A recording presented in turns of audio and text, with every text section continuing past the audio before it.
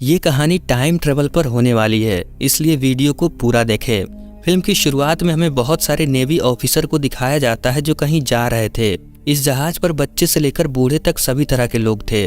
वो जहाज जैसे ही कुछ दूर जाता है तभी एक जोरदार धमाका होता है जिसमें जहाज पर मौजूद 90% लोग मारे जाते हैं। इस केस की तहकीकात करने के लिए एजेंट डग नाम का एक आदमी आता है जो एक ATF ऑफिसर है। इनका काम होता है शराब, तंबाकू और विस्फोट हुए जैसे केस की तहकीकात करना। डग के यहाँ छानबीन करने पर इसे पता चलता है कि ये विस्फोट जानबूझकर किया गया है, लेकिन किसने और कैसे किया ये कोई नहीं जानता। यहाँ पर जितनी भी डेड बॉडी थी उनमें से कुछ के फोन बज रहे थे जो शायद उनके घर वाले कर रहे होंगे, मगर उन्हें क्या पता कि अब वो नहीं रहे।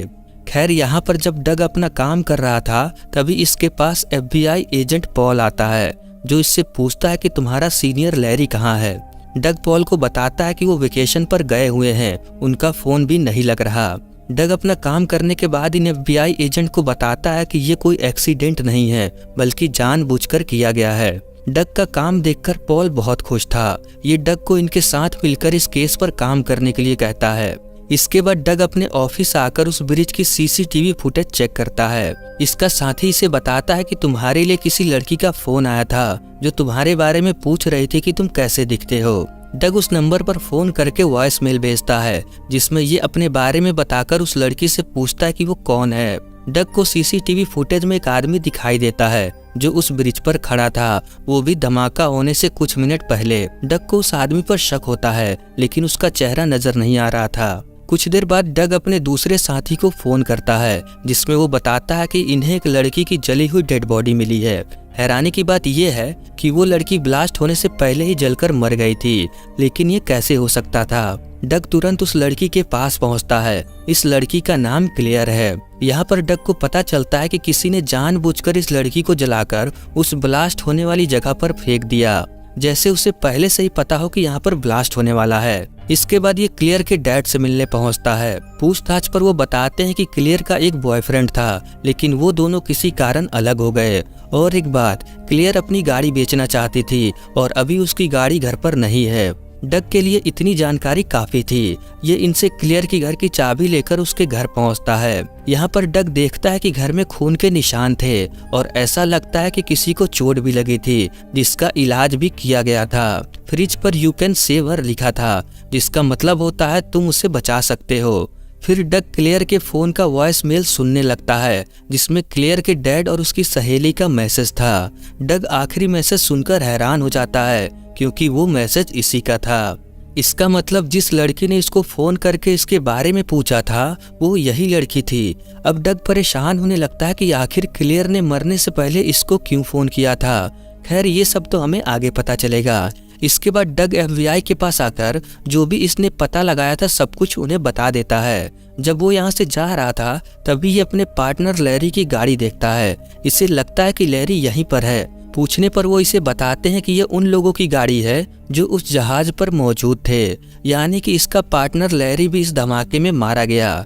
ये जानकर डग को बहुत दुख होता है। कुछ देर बाद एजेंट पॉल डग को अपने सीक्रेट जगह पर लेकर आता है। ये डग को बताते हैं कि इनके पास एक ऐसा डिवाइस है जिससे ये कहीं भी देख सकते हैं। इनका कनेक्शन सीधे सैटेलाइट से होकर आता है। इस प्रोग्राम का नाम स्नो वाइट है। डग बहुत हैरान था कि ऐसा कुछ भी FBI के पास होता है और ये बात इसे अब पता चल रही है। ये पॉल से कहता है कि आप लोग ये पुरानी वीडियो देखना बंद करो और सीधा उस दिन की वीडियो चलाओ जब धमाका हुआ था, जिस पर वो बताते हैं कि बस यही इस प्रोग्राम का वीक पॉइंट है। हम आज से 4 दिन पहले का ही वीडियो देख सकते हैं, वो भी एक बार। ना हम इसे पीछे कर सकते हैं और ना ही आगे, इसलिए हमें सिर्फ एक ही चांस मिलेगा उस बॉम्बर को पकड़ने का। इसलिए वो इन्हें बताया कि कहाँ देखना चाहिए। डग इन लोगों को क्लियर के घर को देखने को कहता है क्योंकि इसे पूरा यकीन था कि जिस आदमी ने क्लियर को जलाकर मारा है हो ना हो वही बॉम्बर है। इसके बाद ये लोग क्लियर की वीडियो देखने लगते हैं। इस टेक्नोलॉजी से घर के अंदर और दीवारों के आर पार भी देखा जा सकता था। ये लोग क्लियर की वीडियो देख ही रहे होते हैं कि तभी डग को इसके साथी ऑफिसर का फोन आता है जो इस वक्त क्लियर की घर की छानबीन कर रहा था। डग उस ऑफिसर से कहता है कि वो बाथरूम में जाकर देखे कि क्या वहाँ पर कोई लड़की ब्रश कर रही है कि नहीं। दरअसल डग को इस टेक्नोलॉजी पर यकीन नहीं हो रहा था इसलिए ये अपनी तसल्ली के लिए ऐसा करवाता है। मगर वो ऑफिसर इसे बताता है कि इस वक्त घर में सिर्फ हमारे ऑफिसर ही हैं, बाकी कोई नहीं है। वो ऑफिसर डग से पूछता है कि क्या तुम छानबीन करना भूल गए हो, क्योंकि इस घर में तुम्हारे बहुत सारे फिंगरप्रिंट मिले हैं। ये सुनकर डग कंफ्यूज होने लगता है, क्योंकि इसने उस घर में किसी भी चीज को हाथ नहीं लगाया था। यहाँ तक फोन का वॉइसमेल सुनने के लिए भी इसने किसी चीज से फोन का बटन दबाया था।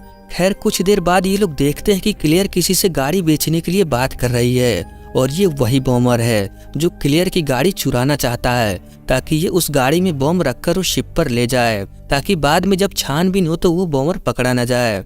अगले दिन जब ये लोग क्लेयर पर नजर रख रहे थे, तभी डग एक लेजर लाइट को स्क्रीन की तरफ करता है, और उस लाइट को क्लेयर भी नोटिस करती है, लेकिन तभी इनका सिस्टम बंद हो जाता है। अब डग ये जान चुका था कि ये वीडियो सैटेलाइट से नहीं आ रही, बल्कि बात कुछ और है। ये इन लोगों से सब कुछ बताने को कहता है। अगर इन लोगों ने सच नहीं बताया तो ये इनके साथ काम नहीं करेगा।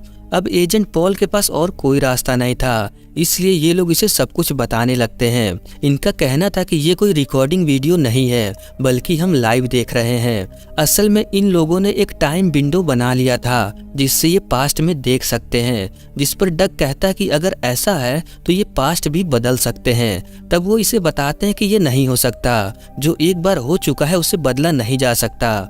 फिर डग इन्हें समझाता है कि हाँ ये बिल्कुल हो सकता है, ये डग को पास्ट में भेज दे, ये वहां जाकर बॉम्ब ब्लास्ट होने से रोक सकता है, क्योंकि अब इन्हें पता है कि वो बॉम्बर कौन है और वो किस गाड़ी में बॉम्ब लाने वाला है। ये सुनकर वो लोग डग को बताते हैं कि इन्होंने टाइम विंडो का इस्तेमाल करके किसी को पास्ट में भेजा था, लेकिन जब वो वहां पहुंचा तो उसकी हार्ट बीट बंद हो चुकी थी और वो मारा गया। इसलिए किसी इंसान का समय में पीछे जाना इम्पॉसिबल है। फिर डग कहता है कि अगर ऐसा है तो ये समय में पीछे किसी को फोन, मैसेज या कोई लेटर भेजें, इनमें से जो हो सकता है वो करें। तब पॉल कहता है कि हाँ ये ट्राई तो कर सकते हैं, लेकिन ये किसी को फोन और मैसेज नहीं कर सकते, मगर ये लेटर भेजकर देख सकते हैं। फिर क्या था, ये लेटर में उस बॉम्बर की डिटेल लिखकर डग को ही पास्ट में भेज देते हैं, लेकिन जब तक वो लेटर पहुंचता तब तक डग वहां से जा चुका था, और अब वो लेटर डग के पार्टनर लैरी को मिलता है। फिर लैरी अकेला ही उस बॉम्बर को पकड़ने के लिए पहुंचता है, लेकिन वो बॉम्बर जिसका नाम माइकल है, वो लैरी को गोली मारकर उसे अपनी गाड़ी में लेकर जाने लगता है।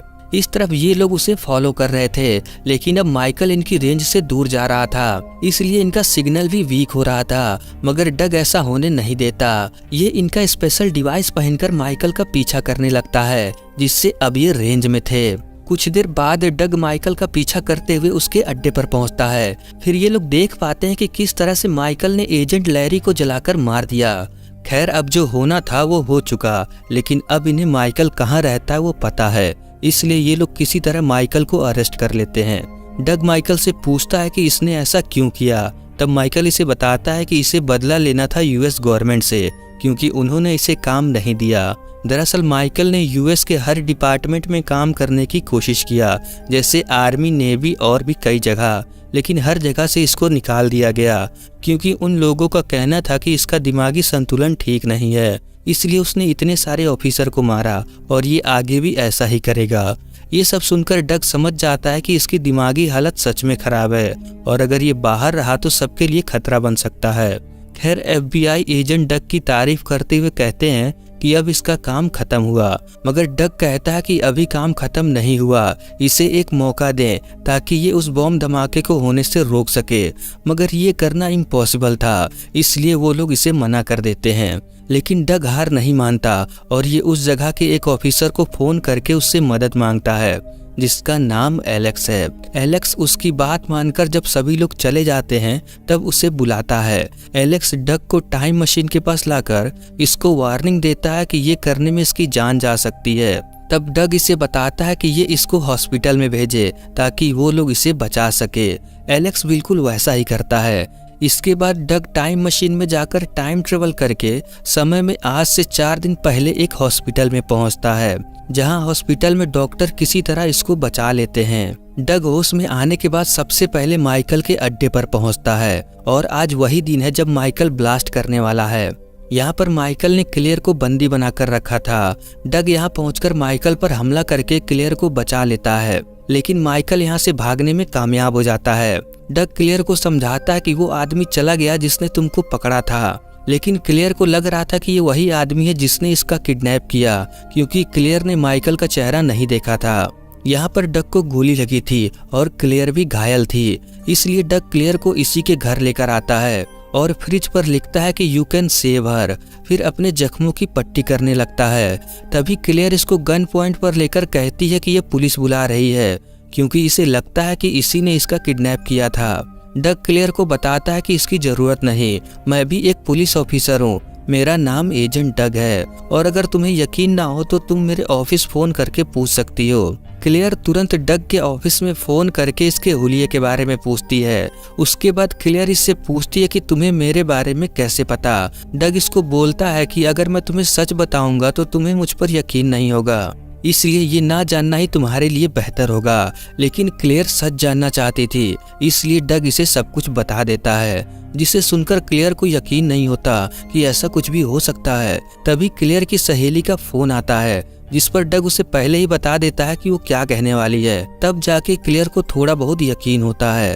तभी डग ध्यान देता है कि असल में इसने कुछ नहीं बदला, घर में खून उसी तरह फैला हुआ है और फ्रिज पर इसी ने लिखा था। तभी इसे याद आता है कि इसके साथी ने फोन पर यह क्यों कहा था कि पूरे घर में डग के फिंगरप्रिंट हैं। वो ऐसा इसलिए कि डग ने अभी अभी घर के सामान को छुआ है। अब डग को सारी चीजें समझ में आने लगती हैं कि इसी के टाइम ट्रेवल करने से इसका पार्टनर लैरी मारा गया। अगर इन्होंने वो लेटर टाइम में पीछे न भेजा होता तो शायद अभी लैरी जिंदा होता। इसका मतलब डग जिस हादसे को रोकने टाइम में पीछे आया है, असल में उस हादसे को होने में यही मदद कर रहा था। और दोस्तों, इसी को कहते हैं टाइम ट्रेवल पैराडॉक्स। इस पैराडॉक्स को मैंने प्रीडेस्टिनेशन मूवी में एक्सप्लेन किया है।